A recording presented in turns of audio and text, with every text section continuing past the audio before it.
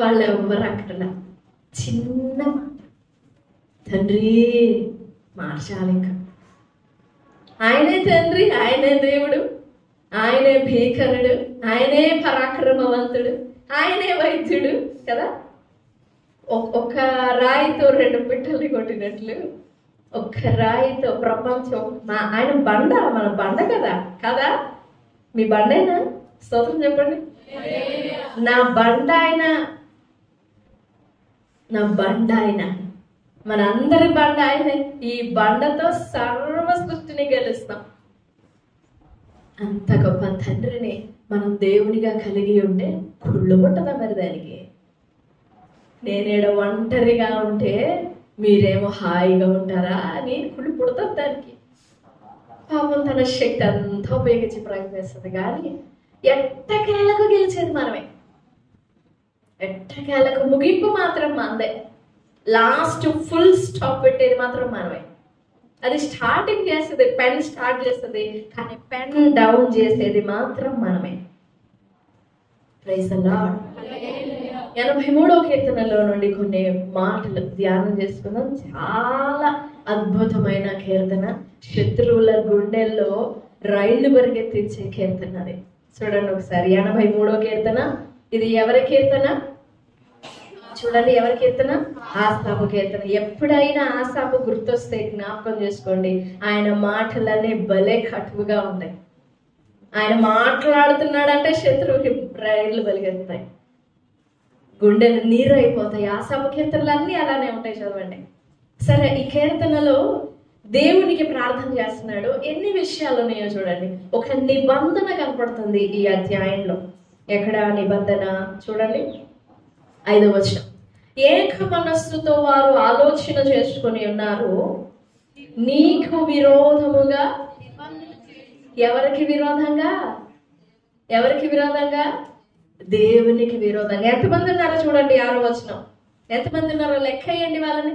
గుడారపు వాసులైన ఎదోమీయులు 2, ఇష్మాయేలీలు 3, మోయాబీలు 4, హగ్రీయులు 5, గెబలు వారు 6, 7, 8, 9, 10. 8వ వచనం. 11. ఎంతమంది? వీళ్ళందరూ కూడా ఒప్పందం చేసుకున్నారంట. పదా దేవునికి విరోధంగా నిలబడదాం మనం. 2వ కీర్తన.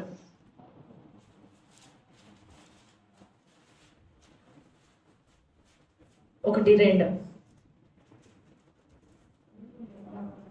అల్లరి రేపుచున్నారు, తలంచున్నారు, కట్లు తెంపుదాం రండి, మన యొద్ద నుండి పారవేయడం రండి అని చెప్పుకుంటున్నారు. 3వ వచనం. భూరాజులు యెహోవాకును ఆయన అభిషక్తునికి విరోధంగా నిలబడుతున్నారు, ఏలికలు ఏకీభవించి. అప్పుడు దేవుడు ఏం చేస్తున్నాడు చూడండి 4వ వచనం. వీళ్ళు నిబంధన చేసుకుంటున్నారంట, దేవుడేమో పక్కన కూర్చొని ఏం చేస్తున్నాడు? చదవండి క్లియర్ గా. నవ్వుతున్నాడు. ఏం చేస్తున్నాడు? దేవుడు నవ్వుతున్నాడంట. వీళ్ళేమో కుట్రలు పనుతా ఉన్నారు భూమి మీద. ఎట్లా చిక్కించుకోవాలా, ఎట్లా ఎదిరించాలా, ఎట్లా నల్లగొట్టాలా, కుట్రలు పనుతా ఉన్నారు, కుట్రలు పనుతా ఉన్నారు. He that sitteth in the heavens shall laugh, and the Lord shall have them in derision. 5వ వచనం. Then shall he speak unto them in his wrath, and vex them in his sore displeasure. ఉగ్రుడై వారితో పలుకును, ప్రచండ కోపము చేత వారిని.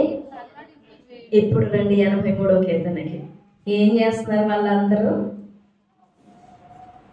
5వ వచనం. ఏక మనసు అంట వాళ్ళకి. ఏ మనసు? ఏక మనసు అంట. దుష్టులు ఎప్పుడు ఏకంగా ఉంటారు, గుర్తుపెట్టుకోండి. దుష్టులు ఎప్పుడు ఏకంగా ఉంటారు, ఏకీభవిస్తారు.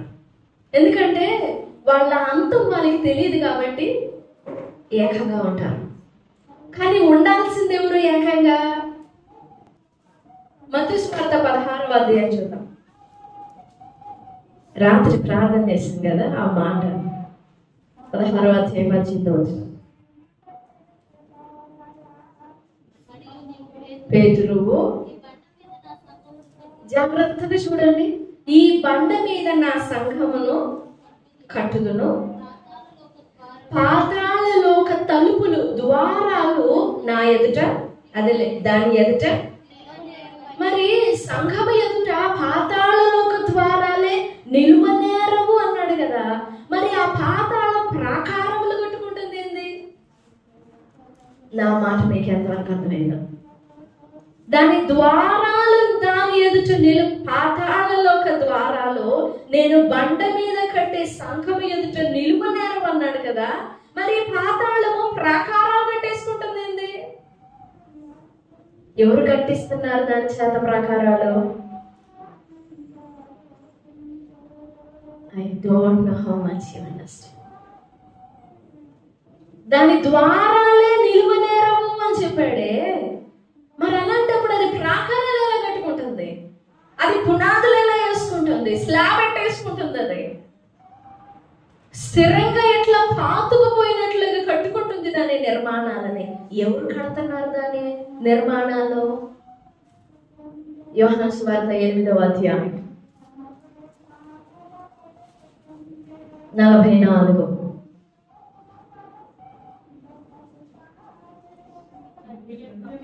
అపవాది సంబంధులు మీ తండ్రి దురాశలు నెరవేర్చుకోరుచున్నారు. ఆది నుండి వాడు నరహంతకుడై ఉండి సత్యమందు నిలిచిన వాడు కాడు, సత్యమే లేదు. వాడు అబద్ధం ఆడినప్పుడు తన స్వభావం అనుసరించి వాడు అబద్ధికుడును అబద్ధమునకు జనకుడునై ఉన్నాడు. ఎవరు తండ్రి? తండ్రి అక్కడ తండ్రి ఎవరు? తండ్రి అక్కడ దేవుడా? అబ్రహామా? ఎవరు? యోహన్నా? అపవాది తండ్రి. అపవాది తండ్రి. ఎవరికి తండ్రి? ఇష్మాయేలీలుగా చెప్పండి. ఇష్మాయేలీలుగా, గెబాలు వారిగా, ఫిలిస్తీన్లుగా, ఐగుప్తీయులుగా, ఇంకెవరు? హగ్రీలుగా, ఎదోమీయులుగా, లోతు వంశస్థులుగా.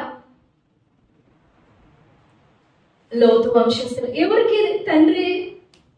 యూదులు. వారిలో నుండి వచ్చాడు ఆయన. ఆయన అంటున్నాడు, మీరు మీరు మీ తండ్రి అపవాది. మీ తండ్రి అబ్రాహాం అనుకున్నారు, కాదు, మీ తండ్రి అపవాది. 5వ అధ్యాయం 19వ వచనం.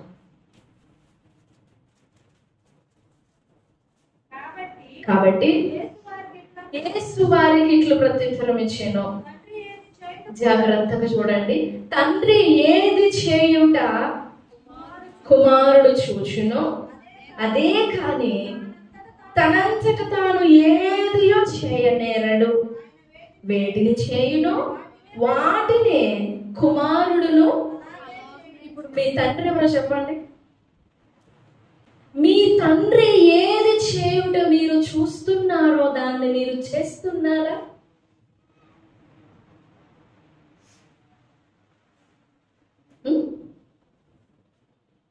హరీశ్వర్ 83వ అధ్యాయం 5వ వచనం. ఏక మనస్సు కలిగి ఆలోచన చేసుకొని ఉన్నారు. నీకు విరోధముగా. అసలు ఎంత ధైర్యం వాళ్ళకి దేవునికి విరోధముగా నిబంధన చేయడానికి. ఇంకా పైన చూడండి 2వ వచనం. నీ శత్రువులు అల్లరి చేస్తున్నారు, నువ్వు ఊరుకుండొద్దు, నువ్వు మౌనంగా ఉండొద్దు. నిన్ను ద్వేషించి వారు తల ఎత్తి ఉన్నారు. వారు నీ ప్రజల మీద కపటోపాయములు పన్నుచున్నారు. నీ మరుగు చొచ్చిన వారి మీద వారు కుట్రలు ఆలోచిస్తున్నారు. నువ్వు మౌనంగా ఉండొద్దు. 4. ఇశ్రాయేలు పేరు ఇకను జ్ఞాపకము రాకపోవునట్లు జనముగా ఉండకుండా వారిని సంహరించుదమరండి. ఏమంత తేరగ్గా ఉన్నారా ఇశ్రాయేలీలు? ఎగరేసుకొని పోవడానికి అంత తేరగ్గా ఉన్నారా దేవుని ప్రజలు? ఆయన అన్నాడు ఫరో, యెహోవా ఎవడు? నేను ఎలా పంపించాలి? నేను ఎందుకు పంపించాలి? నాకు సేవ చేయనట్లుగా నేను మరలా వారిని తెచ్చుకుంటాను. నా కాళ్ళ కింద పడి ఉండాలి వీళ్ళు, నా కాళ్ళ కింద పడి ఉండాలి వీళ్ళు అనుకున్నాడంట. ఎవరు? ఫరో. గుర్తుపెట్టుకోండి, దేవుని ఆలయమును పాడు చేయడం ఈ మందిరం కాదు, కట్టడం కాదు, దేవుని చిత్తం, దేవుని చిత్తం, దేవుని ఆలోచన. దేవుని ఆలోచనే ఆయన ఆలయం, దేవుని ఆలోచనే ఆయన మందిరం. ఆ ఆలోచనని నువ్వు పాడు చేసావా? Wait for that. God will make it happen that you will destroy. నాశనమగునట్లుగా పాడు చేస్తాడంతే దేవుడు, పాడు చేస్తాడంతే. ఆహాబు గుర్తున్నాడా? రామోగిలాదులకు పోయి ఆహాబు చావాలి, అలా ఎవరు చేస్తారు అని భూమి మీద కాదు పరలోకములో ఒక సభ నిర్ణయించాడంట దేవుడు. ఆ సభ యొక్క థీమ్ ఏంటో తెలుసా? ఆహాబు మరణం. గోల్ చావని ఆహాబు పోయి దేవుడు ఒక సభ ఏర్పాటు చేశాడండి. ఇంకా ఆహాబుని ఎవరు తప్పించేది? కొన్ని వేల మంది ప్రవక్తలు వచ్చి ప్రాణం కాపాడతారా? ఎందుకంటే దేవుని స్వాస్థ్యాన్ని అంత పాపములో నెట్టిపడేశాడు ఆహాబు. ఆ దయ్యం యెజబెలు, దాని ఆత్మ, యెజబెలు ఆత్మ, యెజబెలు ఆలోచనలు ఇంకా సంఘం మీద పనిచేస్తూనే ఉన్నాయి, దాని క్రియలు పనిచేస్తూనే ఉన్నాయి. ఆ సంఘంతో దేవుడు అన్నాడు ప్రకటన గ్రంథంలో, చూడండి, నువ్వు యెజబెలు స్త్రీని ఉండనిచ్చుచున్నావు.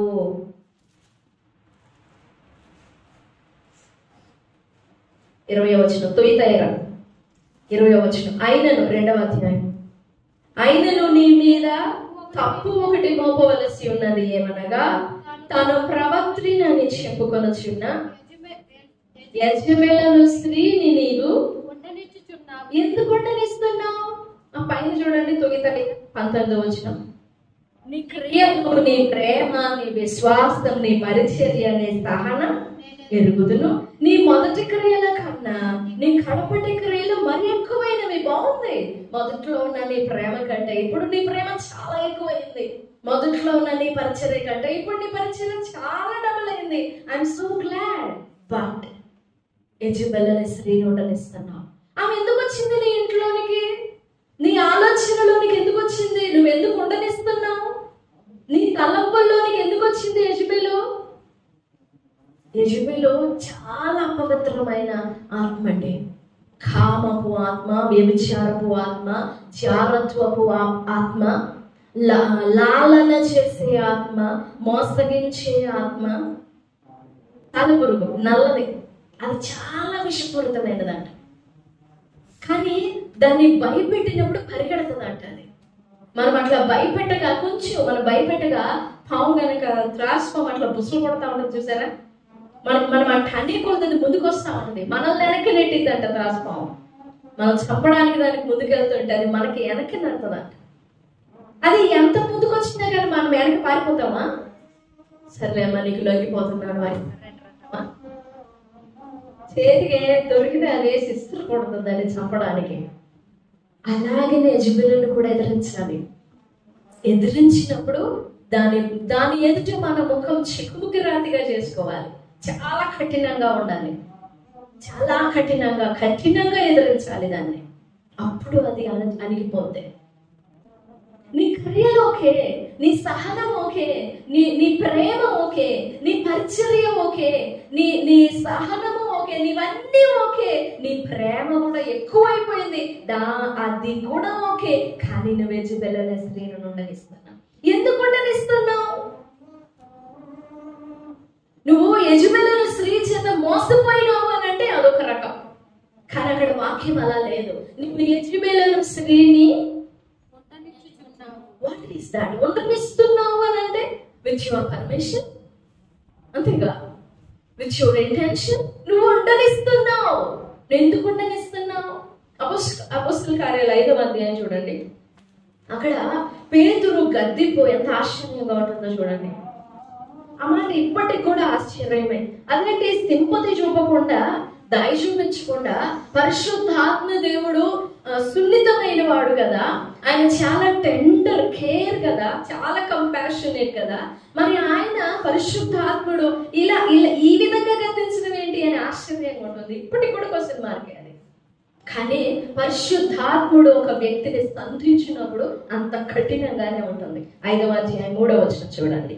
అప్పుడు పేతురు, అననీయ, నీ భూమి వెలలో కొంత దాచుకుని, జాగ్రత్తగా చూడండి ఆ మాట, నీ భూమి వెలలో కొంత దాచుకుని పరిశుద్ధాత్మను మోసపుచ్చుటకు సాతాను ఎందుకు నీ హృదయమును, అంటే ఏంటి దాని అర్థం? అరే ఏంటి ఎంత మోసపోయావు అంటే ఎలా ఉంటది? అవునయ్య గారు, నేను అసలు ఎంత అనుకోలేదు, భలే మోసపోయినా అని అనేవాడు అననీయ. పరిశుద్ధాత్మను మోసపుచ్చుటకు సాతాను నీ హృదయం ఎందుకు ప్రేరేపించింది? ఇంకా అస్సలు ఇక రిపెంట్ అయ్యే ఛాన్సే లేదు అక్కడ. ఇంకా అసలు చెప్పుకోవడం, సంచానిషి చెప్పడానికి ఆప్షనే లేదు. అస్సలు అంత ఇరికించేసాడు చూడండి ఆ మాట. ఆ మాట చంపేసింది అననీయనే. అదే మాట తన భార్యని కూడా చంపేసింది. దేవుని ఆత్మతో, దేవుని పరిశుద్ధాత్మతో చెలగాటం తగదు. వారంట ఎంతమంది కూడా చూడండి, గుడారపు వాసులైన ఎదోమీలు, ఇష్మాయేలీలు, గెబాలు వారు, మోయాబీలు, అమ్మోనీలు, అమాలేకీలు, ఫిలిస్తీన్లు, అష్షూరులు, లోతు వంశస్థులు. అయితే క్రింద ఆసాపు ఏమంటారో చూడండి, 12వ వచనం కింద నుంచి 9 నుంచి. మిద్యానుకు నువ్వు చేసినట్లు కీషోను ఏటి యొద్దనో నీవు సీసెరాకును యాబీనుకు చేసినట్లు వారికి చేయి. వారు ఏందోరులో నశించిరి, భూమికి. వాళ్ళందరూ పెద్ద పెద్ద రాజులండి. సీసెరా రాజు ఏంలా, సీసెరా ఎలా చనిపోయాడో తెలుసా? యుద్ధ సైన్యాధికారి, గుర్తున్నాడా సీసెరా? ఇనుప రథాలను రౌతులు, ఇనుప రథాలను వేలేవాడంట. ఒక ఇనుప రథం కావాలన్నా ఆయన దగ్గరికి పోవాల్సిందే. ఆ దేశ సైన్యాధికారి అంటే ఆయన బలం ఎలాగుంటది? నువ్వు ఈ పక్క నుండి బాణం వేసే లోపలే నీ వెనకాల నుండి బాణం వేసేస్తాడు. నువ్వు ఇట్ట తిరిగే లోపే నువ్వు కూలిపోతావు కూడా. అంత స్పీడ్ ఉంటాడు సైన్యాధికారి అంటే. ఆ సైన్యాధికారి ఎట్ట చచ్చిపోయాడో తెలుసా? దేవుడు ఎలా చంపాడో తెలుసా? ఏ విషయంలో, బలం విషయంలో గర్విస్తే దాని విషయంలోనే కొడతాడు దేవుడు. డబ్బు విషయంలో గర్వించావా, దాని విషయంలోనే కొడతాడు. అందం విషయంలో గర్వించావా, దాని విషయంలోనే కొడతాడు. ఏ విషయంలో గర్విస్తే ఆ విషయంలోనే. ఓ సైన్యాధికారి ఆఫ్టర్ ఆల్ ఒక ఆడామ చేతిలో చెప్పడం ఏంటి? ఆడామే స్త్రీ, ఆమె ఏమన్నా యుద్ధ నేర్పరా? పోనీ యుద్ధ శూరుని భార్య. ఎవరామె? ఎవరు చంపింది సీసేదాన్ని? మేకే. కానీ ఎంత శూరురాలో చూడండి ఆమె, ఎంత శౌర్యం కలిగిందో. శత్రు విషయంలో, స్త్రీ అయిన పురుషుడైన అనుకోండి, శత్రు విషయంలో ప్రతి వ్యక్తికి, క్రైస్తవునికి శత్రు విషయంలో అంత రోషం లేకపోతే అదే రోషంతో వాడు నిన్ను కొడతాడు. దీని మనసు కావాలి, కానీ శత్రు విషయంలో మాత్రం సింహం అయిపోవాల్సిందే. దేవుని విషయంలో అంత పౌరుషం లేకపోతే మనం చాలా బలహీనం అయిపోతాం. ఎదుటి నిలబడినోడు ఎవడైనా కానీ శత్రువు, అది ఎవరైనా కానీ నిలబడాలి, శౌర్యంతో నిలబడాలి, చెయ్యాలి కార్యం. నిజంగా దేవుని శత్రు విషయంలో నువ్వు ఎంత పౌరుషం గల వ్యక్తివి? ఉందా పౌరుషం? ఏం చేస్తావు? కొన్ని పరిస్థితులు సాధారణంగా మనం నిమ్మలస్థలం అయి ఉంటాం, పిరికి వాళ్ళం అయి ఉంటాం. కానీ కొన్ని పరిస్థితులు దేవుడు అలా తీసుకొస్తాడు మనల్ని అలా చేయడానికి. మండిగా చేసుకోవాలి హృదయాన్ని, కఠినం చేసుకోవాలి హృదయాన్ని, నిలబడి ఎదురు పోరాడాలంటే. చావా మరణమా, చావా బ్రతిక. ఆ ధైర్యం లేకపోతే ఖచ్చితంగా మనం శత్రువునే గెలిపిస్తాం. శత్రువునే గెలిపిస్తాం. బయట ఇశ్రాయేలీయులు సీసెరా కోసం వెతుకుతా ఉన్నారు. వాళ్ళు ఎక్కడెక్కడో ఎదుగుతున్నారు. అక్కడంతటి నుంచి పారిపోయి ఒక ఇంటికి వచ్చాడంట, గుడారంలోకి వచ్చాడంట. సైలెంట్ గా ఫినిష్ చేసేసింది. మేకు దిగ్గొట్టి అప్పుడు కేకేసింది, ఓ ఇశ్రాయేలీయులారా, మనం వెతుకుతున్న శూరుడు నా ఇంట్లో ఉన్నారండి. వాళ్ళందరూ ఆయుధాలు రెడీ చేసుకొని గండ్లన్నీ ఏం చేసి వచ్చి ఉన్నారు రెడీగా కొట్టడానికి. ఇంకెందుకు కొట్టేది, స్త్రీ చంపేసింది. శత్రువు మన విషయంలో ఎంత నిబంధన చేసుకున్నా అంతిమ గెలుపు మాత్రం మనదేనండి. స్తోత్రం. హల్లెలూయా, హల్లెలూయా, హల్లెలూయా. ఎంత పోరాటాలు చేశారో పాప వాళ్ళు. ఎంతమందిని కూర్చుకోవడానికి ఎంత టైం కావాలి కదా. ఎంతమంది నుంచి 11 జాతుల వాళ్ళు ఉన్నారు అక్కడ. అందరినీ సమకూర్చి వాళ్ళందరూ ఒకరికొకరు సహాయం చేసుకుంటున్నారంట.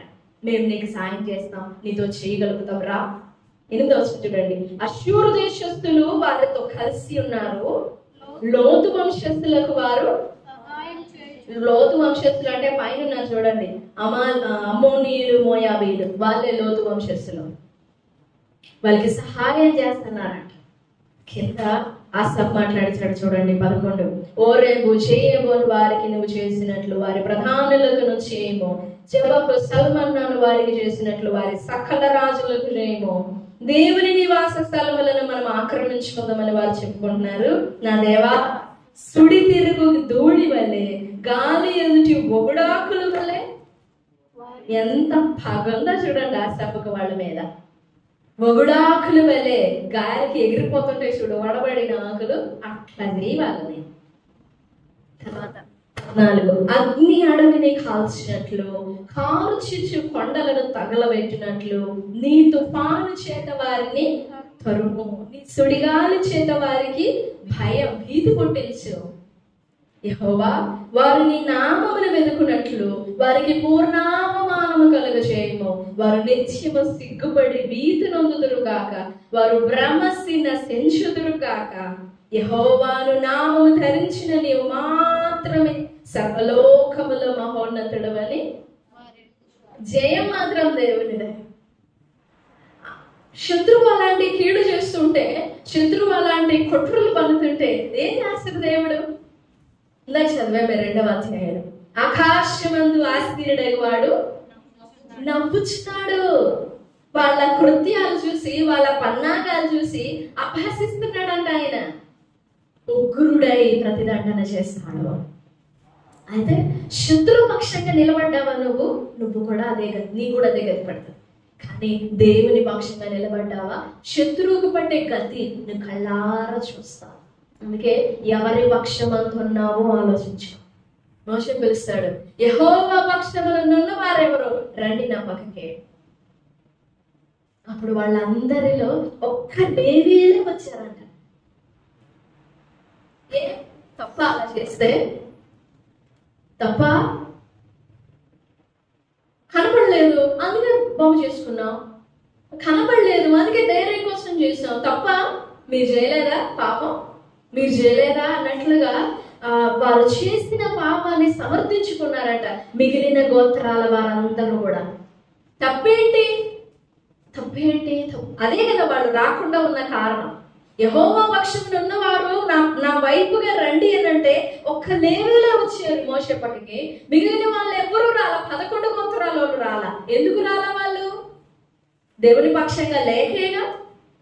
తప్పు ఏంటంట, చేసే తప్పు ఏంటంట, దానికి శిక్ష విధించాలా? ఏంటంటే అసలు ఆయన ఆలోచన అన్నట్లుగా రెచ్చిపోయి రాలా మోషే పక్షానికి.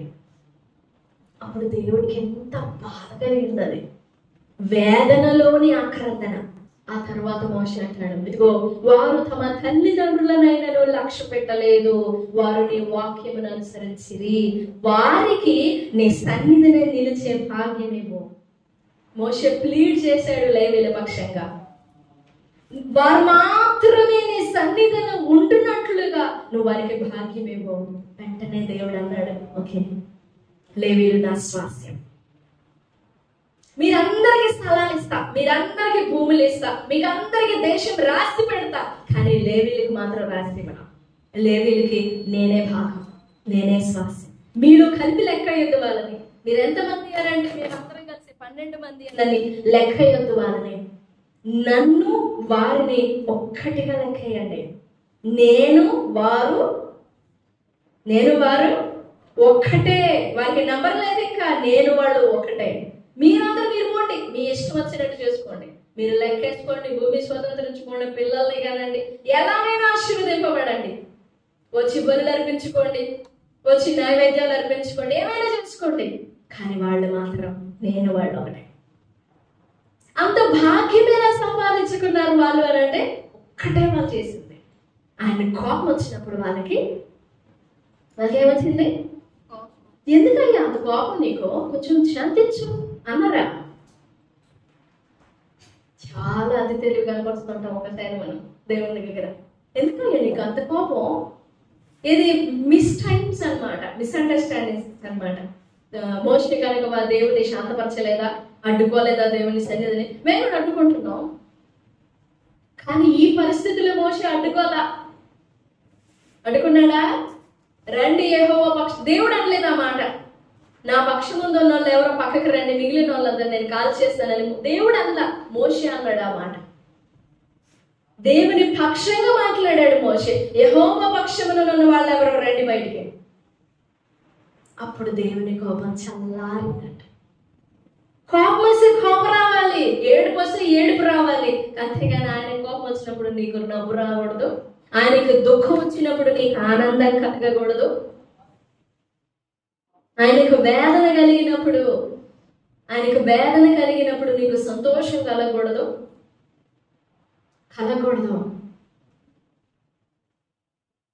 అది ఏక మనసు అంటే, ఏక దృష్టి అంటే, అంతే కదా. ఒకే ఆత్మ, నన్ను వేరు చేయొద్దు, నేను తండ్రి ఒకటే. మళ్ళీ తండ్రిని చూపించమని అంటారేంటి? మేమిద్దరం ఒకటే, మేము ఏకమై ఉన్నాము.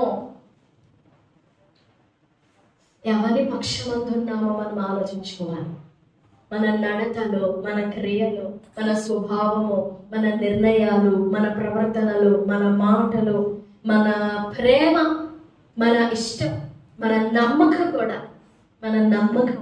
మన విశ్వాసం ఎవరి పక్షమందున్నది? ఒక్క మాట చదువుకొని ముగించుకుందాం. యెషయా గ్రంథం 41వ అధ్యాయం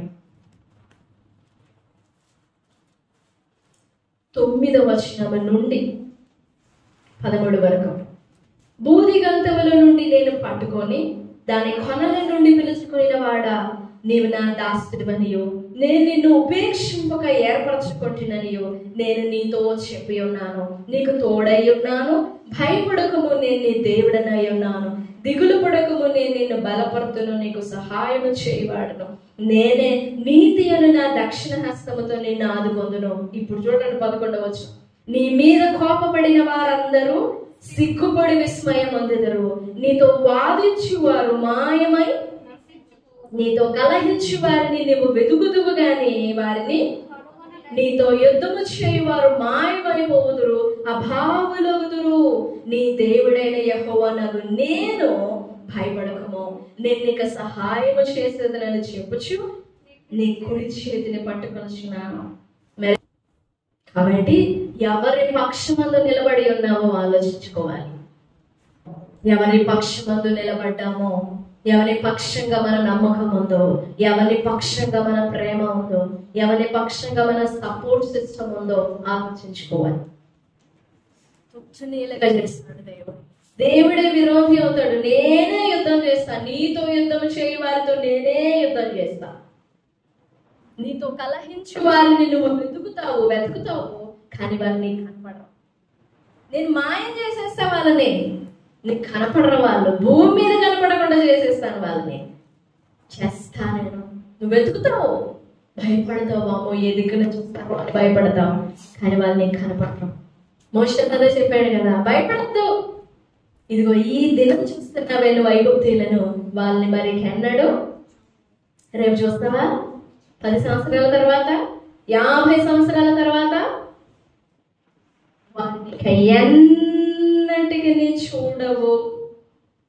ఊరక నిలుచుంది యెహోవా జరిగించు రక్షణని కనులారా చూడు. అది ఆయన పక్షమందున్న వారికి మాత్రమే సొంతం. మన సన్నిధిలో పరీక్ష చేసుకుందాం, పరిశీలన చేసుకుందాం. దేవా, నేనే పక్షం అనుకున్నాను, నిజంగా నీతో ఏకీభవిస్తున్నానా? నీ ఆలోచనతో ఏకీభవిస్తున్నానా? నీ చిత్తముతో ఏకీభవిస్తున్నానా? నీ తలముతో ఏకీభవిస్తున్నానా? నీ ప్రణాళికతో ఏకీభవిస్తున్నానా? నీ ఏర్పాటుతో ఏకీభవిస్తున్నానా? అందుకే దేవుని ఏర్పాటుతో నువ్వు ఏకీభవిస్తున్నావా? దేవుని సంకల్పముతో నువ్వు ఏకీభవిస్తున్నావా? దేవుని కార్యముతో ఏకీభవిస్తున్నావా? దేవుని మాటతో నువ్వు సేవకుని మాటతో నువ్వు ఏకీభవిస్తున్నావా? సేవకుని ఏర్పాటుతో నువ్వు ఏకీభవిస్తున్నావా?